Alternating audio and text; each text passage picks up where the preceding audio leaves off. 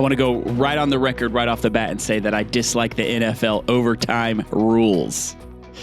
Oh, hey, well, hello, and welcome to the Battle Line Podcast, where we have the conversations on that collision of space between community, faith, and culture.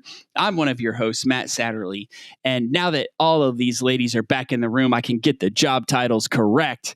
Here with me is the Director of Publications, my co-host on this podcast, my co-host in life, Major Jamie Satterley. Jamie, how are you doing today? I'm doing pretty good. I will say it is frozen. We are living in the frozen tundra. I don't know what's going on. I feel like it may be colder here in my basement than it is outside. I don't know what's going on. I was not made for this, but thriving, surviving. We're doing it. All the people living north of us right now are just like giving us rolling their eyes so hard. I know. But I was raised in Texas. And so this girl, I don't know, even all these years later, my blood has not adjusted. And then 5 years in the, subtropics, it felt like the subtropics didn't help. Speaking of Northerners, everybody's favorite Rhode Islander and the media manager, cha-ching, finally got that right. The one who makes this whole thing run. Elizabeth, how are you doing today? I am doing great. I am digging the cold weather. I feel alive in the crisp air. Let's go. Let's roll. All I want to do, listen, listeners, you can't see me right now, but I am bundled up to the max. I have multiple blankets on my, piled on me. Got this one here, an extra one ready to go. Should I need it? So I don't know, Elizabeth. I don't understand. I'm not going to lie. I am wearing my Ugg boots. So I feel you. Well, today we're finally all back together. Yay, it's good to be back. We're going to talk about a couple of things in culture going on right now that impact millennials and Gen Z and our ministry to them. So we're going to talk about a couple of things, a variety of things. We're going to talk about some international news going on with the Salvation Army. We're going to talk about the Grammys, the on again, off again, on again. Who knows? By the time this comes out, we'll see. Like a bad boyfriend. On again, off again. We don't know. And then also, there's been a report just came out about a decline in college enrollment from Gen Z. And so we're just going to kind of talk through these things and see, how it affects us, how it affects those we minister to. So we had in Miami, we had a leadership summit after the National Advisory Board. So it was an unprecedented event because we had all of these international, national, and territorial leaders all in the same place. You had the General, Commissioner Rosalie Peddle. You had Commissioners Lyndon and Bronwyn Buckingham, the Chief of the Staff and International President of Spiritual Life Development. And then you also had the Zonal Secretaries of the Americas, Commissioners Ed and Shelley Hill. And then we had, of course, the National Commanders, the National Chief Secretary, National Personnel Secretary, and all four territorial secretaries and territorial commanders. Territorial commanders and territorial women's ministries, president of women's ministries, and all of the territorial chief secretaries. It was a lot of secretaries and presidents in the house in Miami for the Leadership Summit, but they were all together in one place just to talk over the future of the vision of the Army in the United States.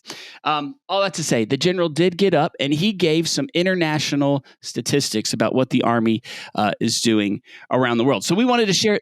Go ahead. Sorry. Yeah, this was just kind of a report that he was giving to the National Advisory Board to talk, just to let them know kind of like what does the Army look like beyond what they might see here in the United States. I think that's what we want to give you these stats for, because it's easy for us to get myopic. Now, that's a fancy word of just saying singular focus. We only look at one thing, and sometimes we think the Salvation Army is an American thing. Oh, and guys, when we tell you these stats, you will definitely see that while the Salvation Army in the United States plays a part internationally, we are not the majority by far. So first thing, there are currently 17,000 Salvation Army officers around the world and 1.3 million soldiers, which I think makes us the largest standing army in the world.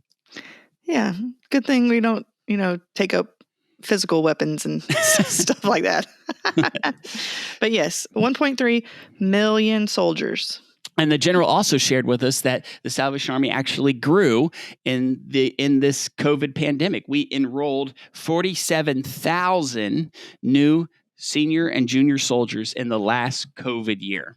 That's pretty incredible considering that there are still a lot of places, not just here in America, but around the world who are having to meet virtually and, whose worship services are looking a lot different than probably what they used to. And the general did share with us, this is a little bit, this is on a sadder note, but let's talk about it here because we're talking about COVID and all this. The general did tell the National Advisory Board that the Salvation Army has lost 120 active officers to the coronavirus around the world. And we have no way of counting how many soldiers, how many senior and tragically junior soldiers we've lost around the world to the coronavirus because we just don't have the mechanism to count that. Right. Yeah.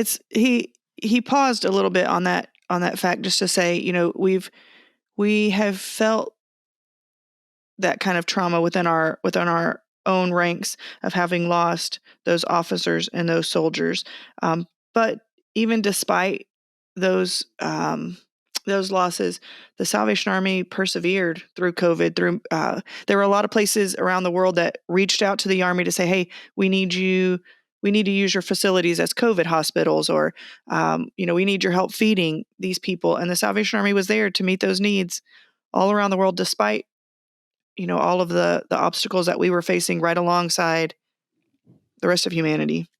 One of the coolest stats that the general shared with us, especially in light of youth ministry, is that there are over 1 million children around the world who attend a school that is a Salvation Army school. That is a school that's run by the Salvation Army. 1 million children around the world. We don't really do that in the States, but that's more of an international thing for us. And I think we got to remember that the Salvation Army is running schools around the world, literally teaching, educating children for the future. Yep. And those schools were all things that were happening before the coronavirus, but are continuing to happen today. Even here in America, there were some places during the coronavirus that opened up learning pods and education pods so that while parents had to continue to go to work, but the kids were going to school virtually, they could come to the Salvation Army building and have a safe space to do their virtual education. So while we don't run official schools here in America, there were places who were running those pods to kind of act as a service, to parents who had no other place to send their kids. Yeah. So here's where this is what we really want to share with you here now, these next things. So the Salvation Army at IHQ divides up the world into 5 zones. Okay, there are 5 zones. We told you we were giving you a little teaser that they were going to talk about zonal secretaries, right? So there are 5 zones.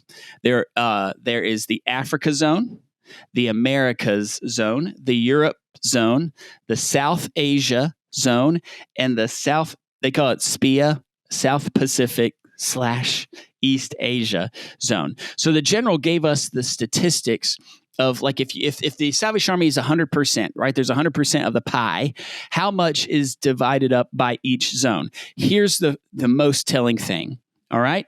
The Salvation Army in Africa, in the Africa zone, of all of our membership is 47% of the Salvation Army.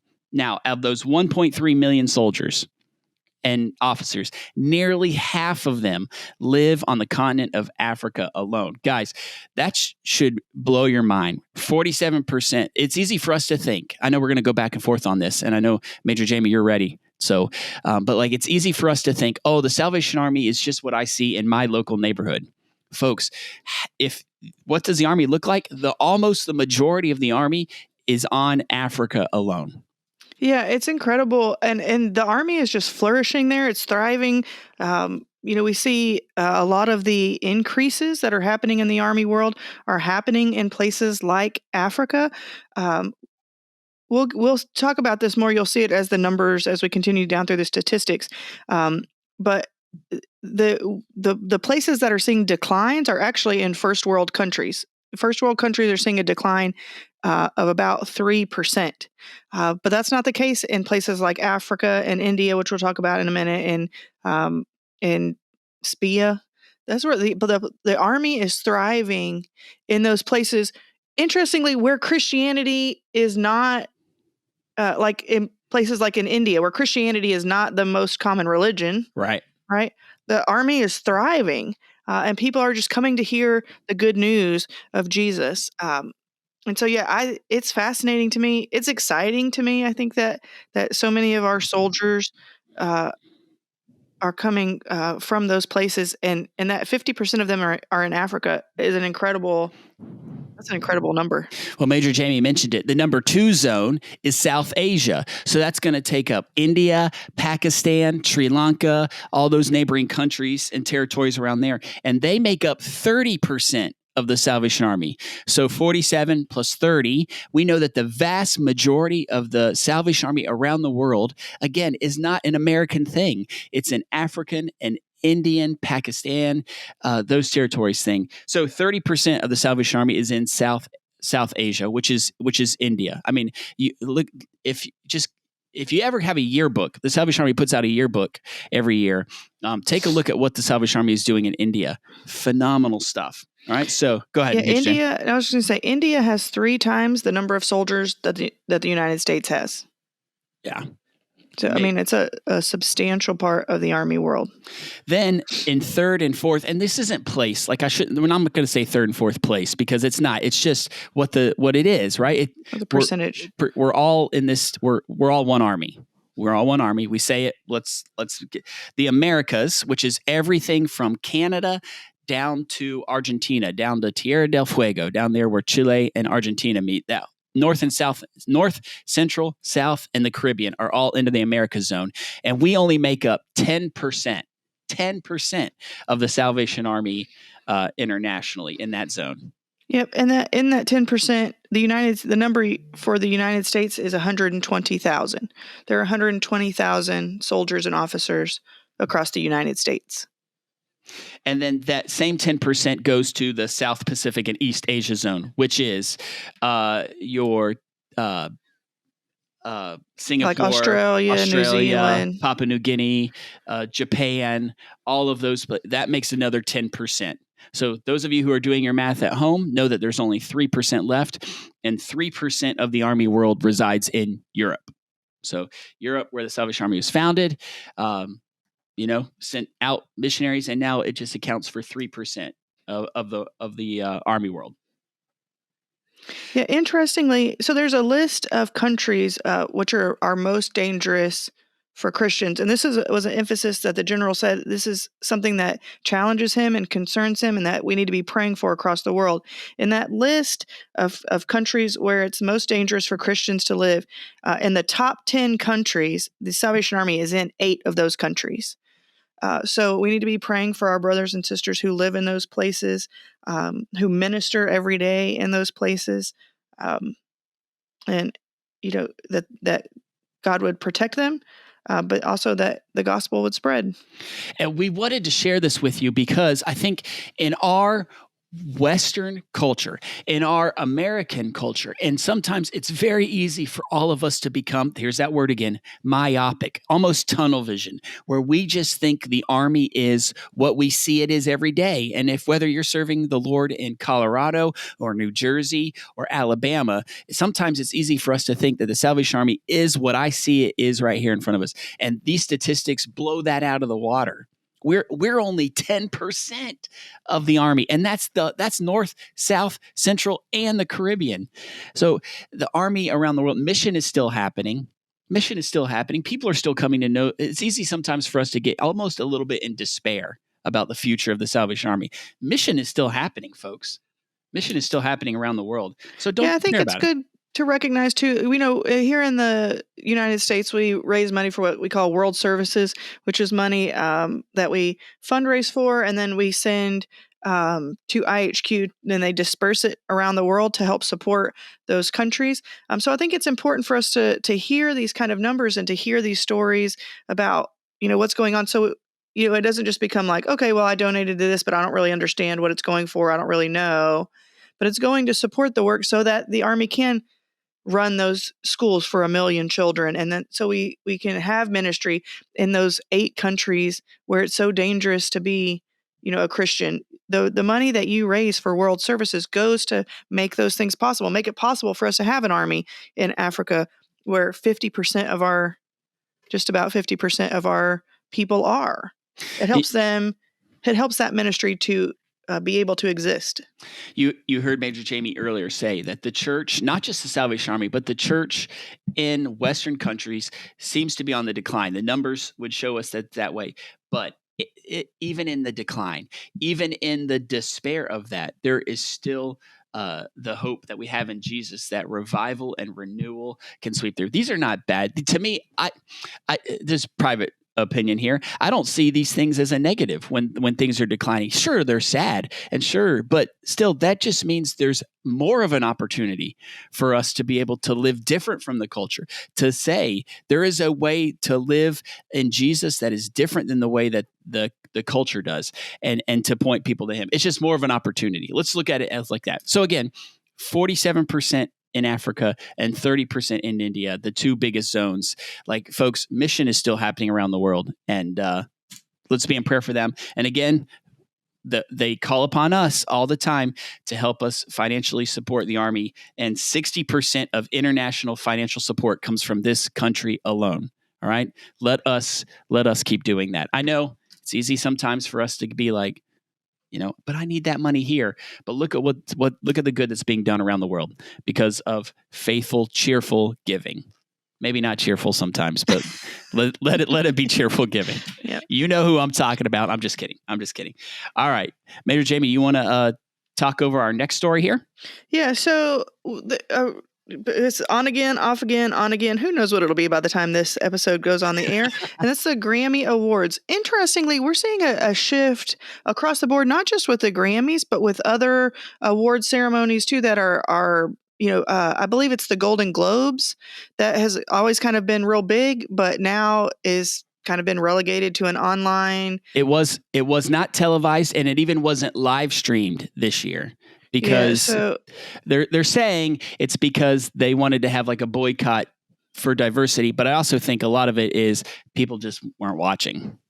Yeah, well, I think those things go hand in hand.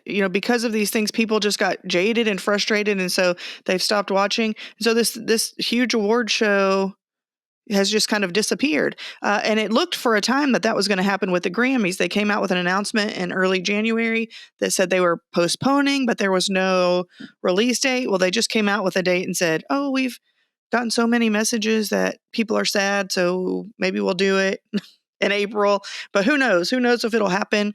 It looks like they're moving to Las Vegas to have the show there. But so anyway, all these things are kind of an important cultural shift because they tell us things about Gen Z. There was always kind of this like running joke that millennials were the ones who wanted to give everybody participation trophies, right? And so like, trophies for everybody. Then now Gen Z is like, we don't care about trophies. Trophies for no one. We don't care. I mean, like as Major Jamie was saying, there is seen a drop in viewership of pretty much all award shows, not just the Grammys. We're talking everything. Golden Globes, Oscars. I think the Oscars is probably the only one I watch, and I'll watch maybe 15 minutes before I'm like, oh, this is. Do you think that this is is it just because these things are maybe getting boring? What do you think? Is this a trend? Why do you think, Elizabeth and Major Jamie, why do you think millennials and Gen Z just really kind of couldn't care less about award shows?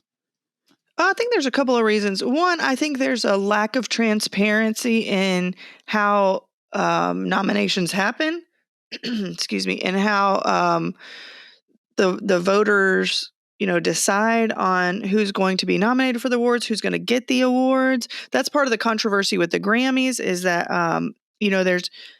for years there's been kind of this thing going around where like you can kind of buy your way in, or it's all about who you know. Like if you know enough of the voters in the room, you're more likely to get nominated because they're your friends, or there may be some kind of wheel greasing going on. So there's also the Grammys come with a lot of controversy regarding racial bias.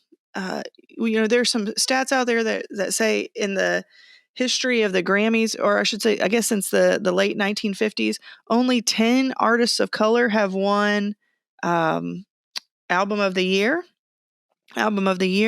which is insane. also, I want to say that, Matt, you may have this statistic too, and make sure I don't quote it wrong, but only 27% of awards have gone to people of color, despite the fact that on the Billboard Top 100 charts, 38% of those people on those charts are people of color. So the statistics don't just line up. I mean, they don't. So there's some some things going on in there. So people are frustrated with that, and there have been boycotts about that. I know there was a big controversy. Was it 2 years ago, Matt, with The Weeknd? Maybe it was last year, where The Weeknd, his song "Blinding Lights" had spent so much time at the top of the charts, and then when the time for the nominations came around, he wasn't there at all, despite having this top selling album, top played album. He wasn't nominated at all. There was some like underground rumblings that was because he was booked to play the Grammys, but then he also booked to play the Super Bowl, which came before the Grammys. So the Grammys were mad because he was performing. He was sharing content or whatever. They weren't exclusive content. Of course, they came out and said, no, that doesn't have anything to do with it. But so there's just all these controversies that are surrounding. And I think Gen Z and even millennials now to a certain degree are getting to the point where they, kind of vote with their feet, right? They say, like, if this is what you're going to be, we're not going to support you. And so we're starting to see that in places like the Golden Globes and the Grammys. I think there are a couple of different factors. I think that's a big one. But like also, I just don't know that Gen Z cares about awards in the same way. Yeah. It's just not as a big deal. And two, it is tedious to watch a 4 hour. They're so long. They are. And then a lot of times, like, the acceptance speeches are just, it's just kind of the same. You feel bad, right? Because these people, they got this big award. They should get to thank the people who helped supported them there. But it's just not great entertainment, right? It's just not great entertainment. I think I agree with you. There's a lot of multiple reasons for this. I think you're right. One of them is the acceptance speeches, where people use that as an opportunity to air their grievance on whatever political belief that they want to say. And people are like, oh boy, here it comes. But also, I think you said it. I think one of the key things is Gen Z, especially, one of the key values for them is authenticity, right? Being real. And I don't think you see anything real at the Oscars, at the Grammys, at the Golden Globes, at any of these award shows. It is all a front. It is all a flex. It is all, to me, again, I don't watch, not out of principle, but mostly because I'm not going to give you 4 hours of my life for this. This is just, I'll turn it on, first 15 minutes, somebody usually like intro and out. But I think what I see is people trying to be almost, can I be more outrageous than the person? It's almost a battle of who can be the most outrageous and self-promoting from last year, or who can be so crazy that, they're going to get all the tweets and stuff talk about them next week. And I think people just get sick of that. Well, I think too, so there's two other things that I wonder might play into it. One, again, is the length of time. We're talking about a people now who thrive on TikToks that are 30 seconds long, True. Maybe 3 minutes. Maybe. We may not even be sticking around to watch that entire 3 minutes. And you want us to watch a 4 hour award show? That like, may nobody's go long. attention span, right? Nobody's attention span holds that anymore. It just doesn't, right? And that's not a slam on Gen Z.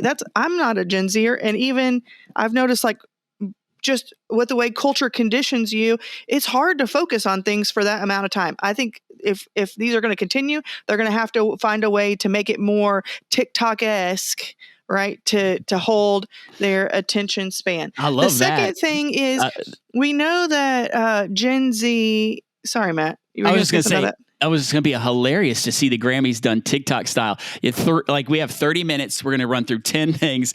Each buddy gets 3 minutes. Boom, you boom, just boom, stand boom, up boom. and wave. You're like, hey, do a little dance, sit down. And you're out. People watch that. I love it. The second thing is, I think, so we know Gen Z loves content by Gen Z, right? That's why TikTok is so popular, because anybody can be viral on TikTok. You don't have to be famous. It can just, this girl, I follow this girl, all she does is go test drinks at Starbucks, and now she's all famous. I think I wonder if some of it too may just feel kind of self-congratulatory, where Ooh, it's that's a great just word. celebrities honoring celebrities. It has nothing to do with the average person. These are people who are just kind of out there. And I think Gen Z is just like, well, I mean, obviously they still love it. They're still consuming these people's content, but I just don't know that they care enough to devote that much time to watching an award show. Authenticity. Right. And so I think some of it too is just, I want to relate to people who I can relate to, not people who, just kind of exist in this other sphere. So I don't know. I mean, these are just me kind of guessing at what might be some of the causes of it. But I definitely think that culture is shifting in a way that if the people who put these things on want to stay relevant, they're going to have to make massive changes to the way that they carry them out. For all of our people who are listening, who are in youth ministry or who care for kids, authenticity is such a key word. Hear us and hear from this is that we have to be real in preaching Jesus to the next generation. They value authenticity more than anything. They don't want just, a nice holiness meeting program.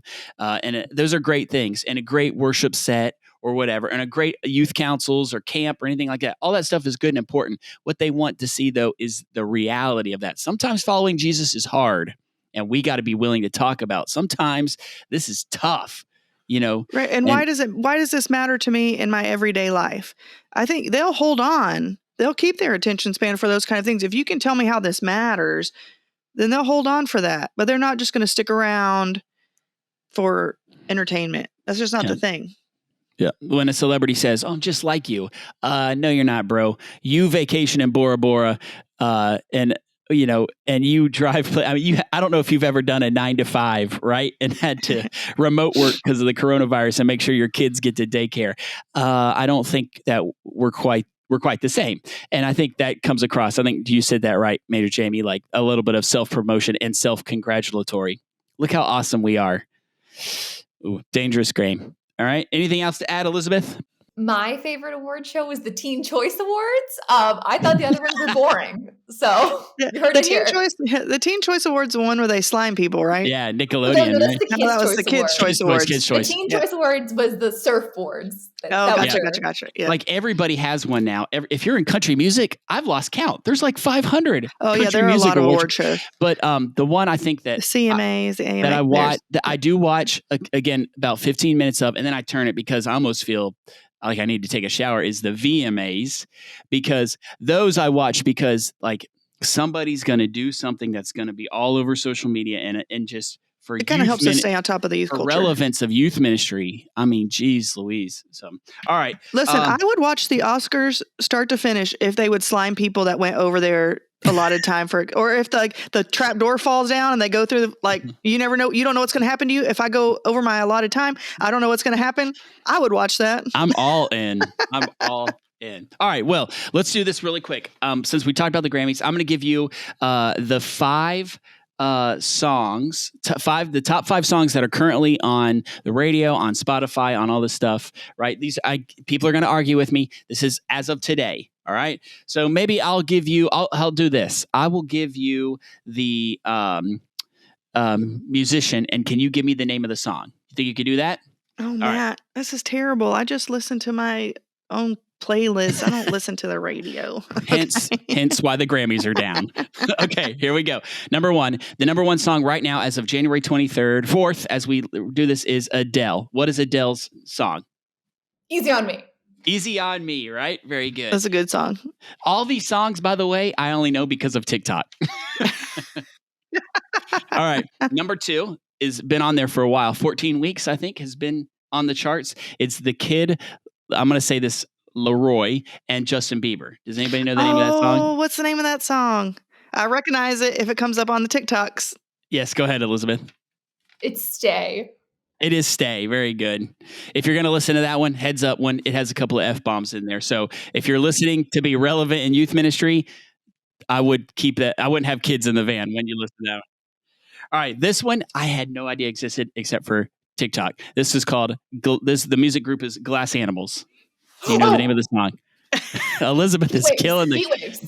Heat Waves. I only know it from TikTok. if you don't know any of these songs, just go hang out on TikTok for a few minutes. You've heard them on TikTok. I guarantee it. So here's the problem with this, though, is I recognize it when it comes across, but I don't ever pay attention to the little scrolly thing at the bottom that tells you what it is. Also, you know what the wild thing is about TikTok? These people bringing back songs that have been off the air for like 40 years. You know what song is all over TikTok right now? Love Grows Where My Rosemary Goes. That song's like from the 60s, 70s. My parents used to listen to that when I was a little kid. I could sing along with it. So when it came up on TikTok, I was like, what is happening?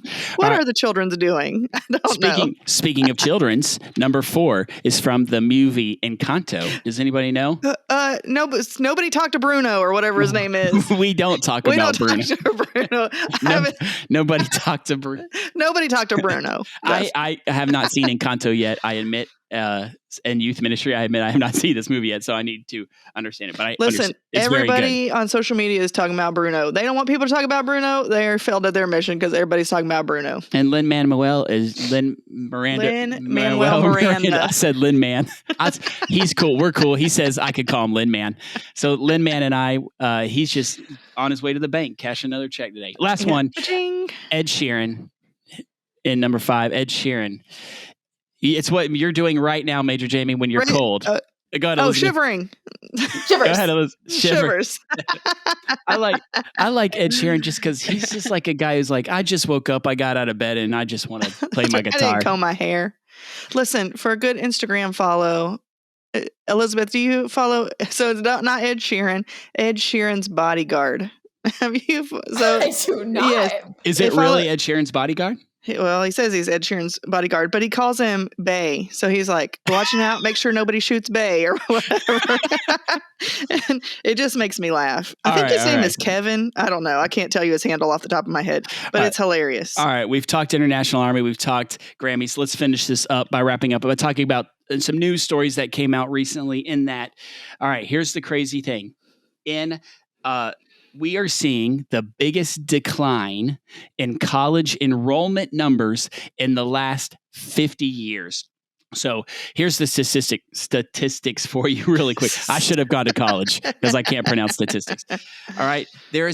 We have 500,000 less students in college in the fall of 2021, which comes up to nearly, since the start of 2020, we have nearly 1 million less people in college in a 4-year college than before. In the pandemic, we have seen a huge decline of college enrollment numbers.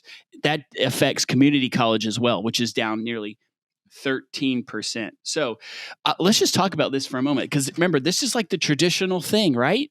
You graduate high school and then you go to college, and at college you find yourself, you find your spouse, probably, this is the step you take before you get your house, your 2.5 kids, and the dog. But now, because of the pandemic, and this is going to be my question, is it because of the pandemic, or is this the sign of something big? What do you think about the decline, Elizabeth and Major Jamie, and our listeners out there, of college enrollment numbers? Well, I think there's a couple of things that could be attributed to. Do we know? I know even the community college numbers are dropping, right? 13%. So do we know if the enrollment in trade schools has increased? I don't know. While we're talking, I'll Google it, but I've heard people say that. Are trade schools like welder school, plumbing, electrician school, are those things seeing an increase? You talk, Major Jamie. I'm going to Google it while we're talking. Yeah. So I think there's a couple of reasons why this could be happening. One, the job market is super hot right now. You can, some of these entry level jobs, because of the pushback from the working people, those entry level jobs, the starting rates are increasing, which is excellent, right? There's been such a pushback because of this disparity between the cost of living and the the pay. You can't make a living on a job at, McDonald's or whatever. And even some people can't make a living depending on where you live, even on these things that college educated positions will get you. The cost of living has just skyrocketed, housing market, all of these kind of things. And so I think that we're seeing a cultural shift that I think it's going to be substantial for quite a while now. But I think that is part of the thing. I I wonder sometimes if Gen Z is looking at millennials and seeing the outrageous burden of student loans and are saying, I'm not doing that. I'm not getting caught up in this craziness. And listen, this is some shady business. You see this stuff on Facebook all the time where people are like, well, you took out a loan, just pay it back. Okay.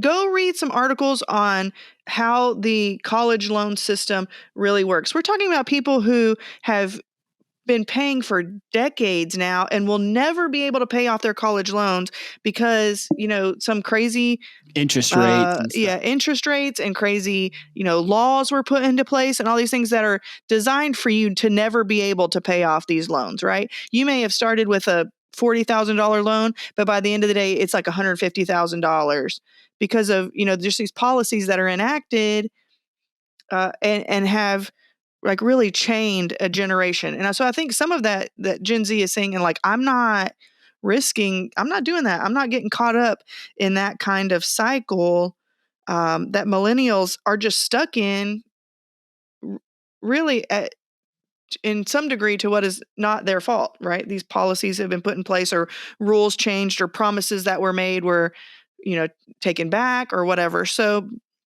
I think that has probably a very large part to do with why Gen Z is not going to college. Also, like that's what they told us, right? You go to college, you'll get a great job, but that's not necessarily not true. really necessarily true anymore. What a bachelor degree used to, now they're saying, well, everybody has a bachelor's degree, so you got to get a master's or you got to get a PhD or whatever. And some of these things are just not attainable for everyone. Not to mention, I think there's a distrust in the system where young people are looking at it and saying like, look, this is what you said, but now that's not even true. Authenticity. Yeah, right. Authenticity.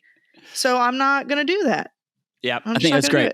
The trade school numbers have remained the same, a slight decline, but for the most part have stayed the same throughout the span of the pandemic.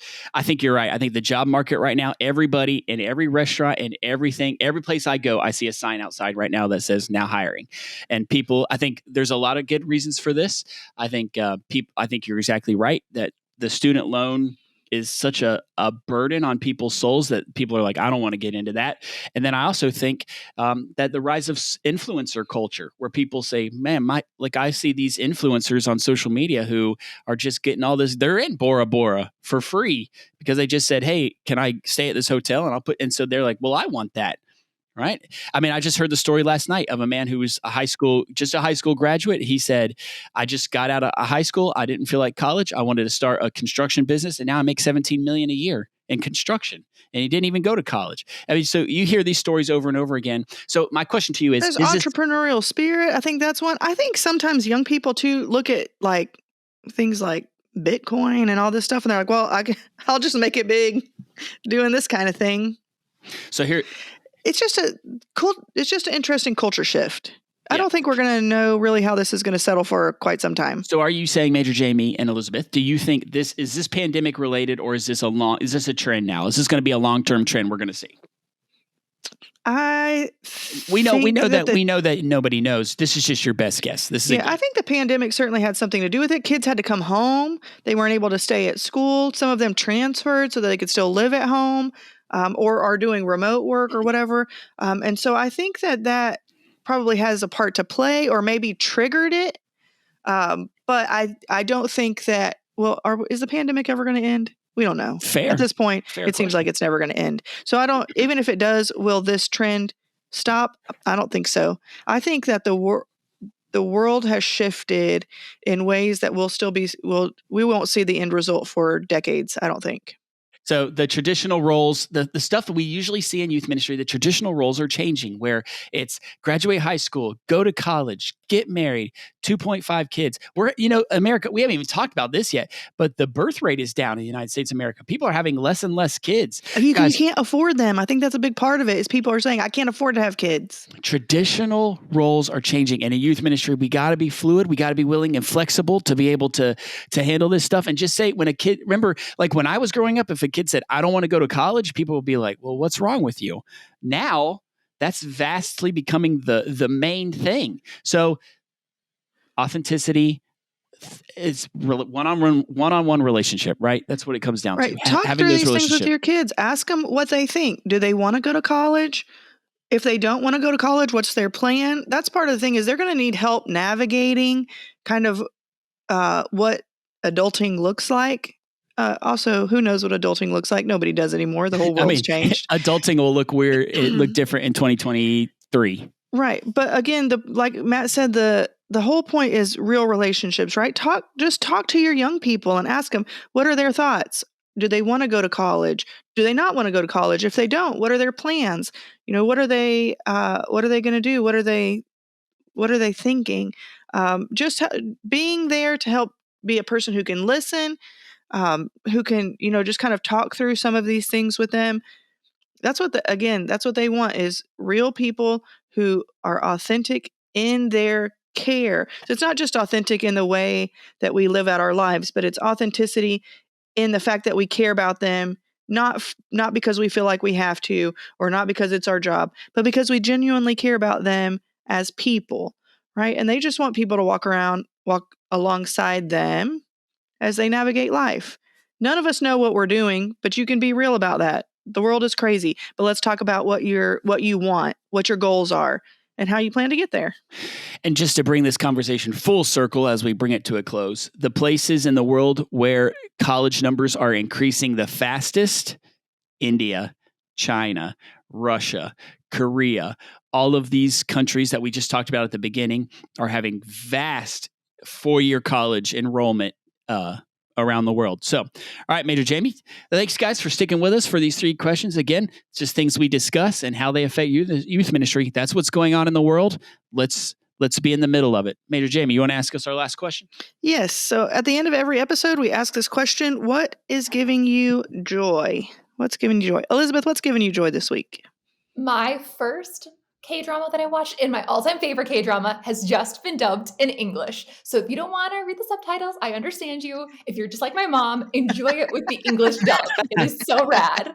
I think the guy, the Korean director of Parasite, you remember that movie Parasite? I've never seen it, but he said when he got, look, I'm going to go back to when he won his award at the Oscars or whatever, he said, there is an entire world of stories out there if you could get over the 1-inch wall, which is the 1-inch wall is the fact that we have to read everything in subtitles. We hate doing that at movie theaters. So I love it, Elizabeth. So Hometown Cha-Cha-Cha, check it out. It's amazing. There's that hashtag Hometown Cha-Cha-Cha throwback again. It's so good. Matt, what's bringing you joy? We have just witnessed probably one of the most incredible NFL playoff weekends ever. It was good football. 4 games, all decided by less than 3. Yeah. I think all of them were decided by most of them were a field goal, but man, that Bills Chiefs game last night. And that's why at the beginning I said, I'm just going to put it out there. People can at me if you want to hit me up. My last name is Williams, Matthew at Williams. I don't like the NFL overtime rules. I think they're bananas. They're terrible. I vastly prefer, people can argue with me, I vastly prefer college overtime rules than anything else. To me, it comes down to a flip of a coin. Josh Allen didn't even get a chance to get on that football field last night after the flip of the coin. No, and that's right. The game shouldn't be decided by the coin. The game should be decided by how it's played. And I guess you could argue that it was in a way, their defense struggled there at the end. But the coin toss should not be the deciding factor. And people say, well, they still have to score, well, but it's the coin. It all comes down to the coin. And that's not a fair way to decide a football game. Not to make this a sports podcast, but the minute the Chiefs won that coin flip and Patrick Mahomes got the ball, it was over. It was over. Yeah. All right, Major Jamie. Yeah, you just can't. You're just not going to hold up against that. You're just not. I mean, he drove the whole field in 13 seconds. Well, we just went to ESPN Sportscast. Sorry about that. Maybe we should have a spinoff. Sportscast. No. Sports and Faith. Too many podcasts. All right, Major Jamie, give us what's giving you joy. All right. So what's giving me joy? Like we said earlier in the thing, we just got back from a trip to South Florida where we were supporting the General's visit. And so we got to see so many people that we love there in South Florida, and they brought me this beautiful little jewel called Jupina. If you haven't had Jupina, you need to go. Well, you're gonna have to hunt it down. It's a Caribbean soda, pineapple soda. And so you can, I mean, obviously you get it in places where there are high concentrations of Caribbean population. I've never seen it up here in the frozen north, but I was able, they supplied me with some Jupina while I was down there, and it was amazing. I was a good mother and brought some back and shared it with my kids, but I'm hoarding one last can sitting in my fridge, just waiting for the right time. Going back to but it's bringing me joy. Going back to the international conversation, just to wrap this up, the food from around the world is amazing. If you, like I'm saying, if you're going to eat food, don't say, well, I'll have Mexican food or Chinese food. Those are all well and good. I love Mexican food. Yes. I love Chinese We love food. those foods. But my goodness, have you ever had Peruvian food or Haitian Cuban food or Indian Creole food? Shout out to my Haitian friends. Yeah. Never had food from Greenland, but I'm sure it's amazing.